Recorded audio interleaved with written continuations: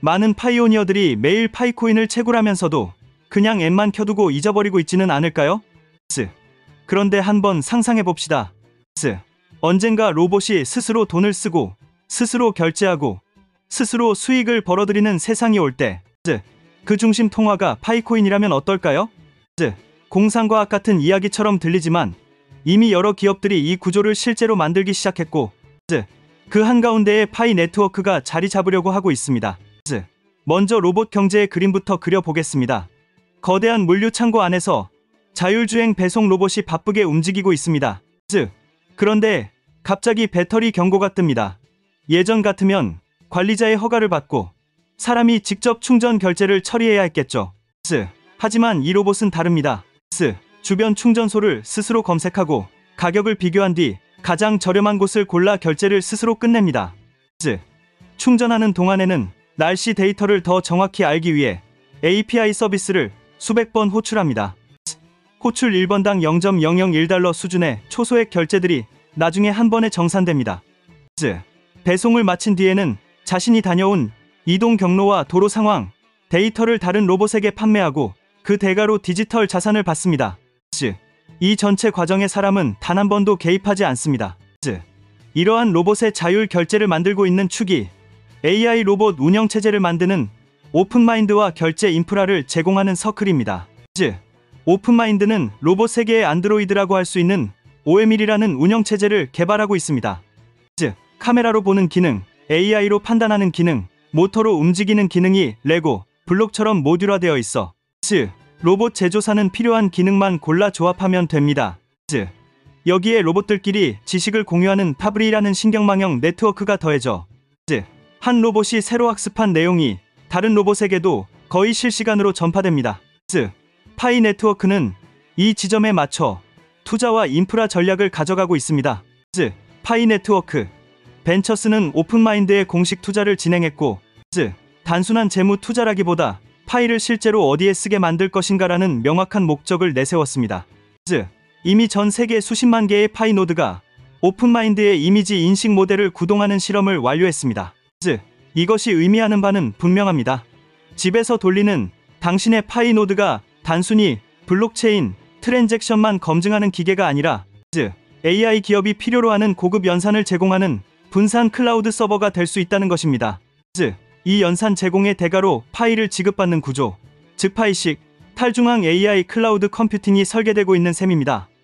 한편 서클은 로봇과 AI 에이전트가 실제로 돈을 쓸 수 있게 만드는 결제 계층을 맡고 있습니다. 서클이 발행하는 USDC는 달러와 일로 연동된 스테이블 코인으로 글로벌 결제, 송금에서 이미 널리 쓰이고 있습니다. 여기서 핵심은 HTTP 402 코드를 재해석한 X402 결제 프로토콜입니다. 로봇이 어떤 서비스 예를 들어 충전소를 요청하면 서버는 402 코드와 함께 가격 정보를 보냅니다. 그러면 로봇은 자동으로 USDC 결제 서명을 만들어 전송하고 블록체인에서 결제 완료가 확인되는 즉시 서비스가 시작됩니다. 이 모든 과정은 몇 초 안에 끝나며 게이트웨이 기술을 통해 이더리움, 솔라나 등 여러 체인 사이를 자동으로 최적 경로로 옮겨 다니고 수천 건의 초소액 결제를 묶어서 한 번에 처리함으로써 수수료를 거의 0에 가깝게 줄입니다. 로봇 경제가 커질수록 로봇들이 활동하는 시장도 세 갈래로 또렷하게 나뉩니다. 첫째는 노동시장입니다. 배송, 점검, 청소, 경비 같은 서비스를 제공하고 보상을 받는 구조입니다. 둘째는 정보시장입니다. 센서로 수집한 도로 상황, 날씨, 인체, 기계 상태 등의 데이터를 사고 파는 영역입니다. 셋째는 자원시장입니다. 전기 충전, 저장 공간, 정비, 부품 수리 같은 물리 자원을 로봇끼리 사고 파는 생태계입니다. 이 세 가지 시장에서는 데이터와 연산, 결제라는 세 가지 축이 필수입니다. 파이는 분산 연산 인프라를, 서클은 결제와 유동성을, 오픈마인드는 로봇 운영체제를 맡아 각각의 퍼즐 조각을 채워나가고 있습니다. 여기까지가 로봇이 스스로 돈을 쓰는 시대의 파이가 어떤 역할을 할 수 있는가에 대한 이야기라면, 이제 시야를 조금 더 넓혀 다른 축 하나를 살펴볼 필요가 있습니다. 바로 인간 중심 웹3 네트워크를 지향하는 인터링크입니다. 파이가 방대한 사용자 기반과 분산 연산을 무기로 로봇 AI 경제의 인프라를 지으려 한다면 인터링크는 사람 자체를 증명 가능한 자산으로 만들고 거기에 맞춰 토큰과 재무 구조를 설계하고 있습니다. 슈퍼 월렛, 온체인 트레저리, 인간 신용 점수, 에이시스 같은 개념들은 모두 실제 활동과 신뢰를 기반으로 하는 토큰을 만들기 위한 장치입니다. 이 지점에서 중요한 질문이 하나 생깁니다. 상장되지 않은 토큰도 준비자산, 리저브, 에셋으로 인정받을 수 있는가? 많은 사람들은 어떤 토큰이든 중앙화 거래소에 상장되어 공개 시세가 형성되어야만 기업이나 기관이 재무제표에 잡을 수 있다고 생각합니다. 하지만 실제 규제 프레임워크들은 조금 다르게 움직입니다. 중요한 것은 공개 상장 여부가 아니라 온체인에서 공급량을 검증할 수 있는지, 발행과 소각 규칙이 투명하게 공개되어 있는지, 투기용이 아니라 실제 유틸리티와 연결되어 있는지, 그리고 OTC 가격이나 공정가치 모델 등 합리적 가치 산정 방식이 존재하는지입니다. 인터링크의 토큰 구조는 바로 이 지점을 노리고 있습니다. 예를 들어 ITLG, ETLX 같은 토큰은 단순히 가격 개입용 토큰이 아니라 소셜 마이닝 보상, DAO 거버넌스, 디파이 유동성, 트레저리 운용 등에 직접 연결되어 설계됩니다.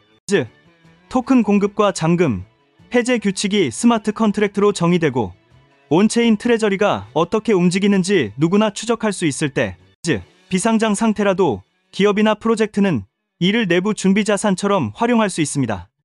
마치 비상장 주식, 멤버십 포인트, 로열티 크레딧을 전략적 리저브로 잡는 것과 유사한 방식입니다. 여기서 거래소 상장은 단지 공개 시세를 붙여주는 이벤트일 뿐 준비자산 자격의 본질적인 조건은 아닙니다. 파이와 비교해보면 방향성이 흥미롭게 갈립니다. 파이는 먼저 거대한 사용자 풀과 채굴 구조를 만들고 이후 화이트페이퍼, 규제, 준수, 유럽 시장 진입, ETP 편입 등 전통 금융과의 연결고리를 하나씩 쌓아 올리고 있습니다. 즉, 대규모 이용자 규제, 상장 본격 유틸리티라는 순서에 가깝습니다.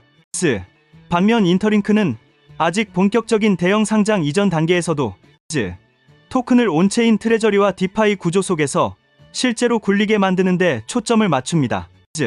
커뮤니티가 직접 참여하는 소셜 마이닝, 그룹 단위의 보상, 페널티, 인간 신용 점수를 기반으로 한 대출, 리워드 같은 구조는 실제 쓰이는 비상장 준비 자산에 더 가깝습니다. 기관 관점에서 보면 이 둘은 서로 보완적인 실험처럼 보입니다.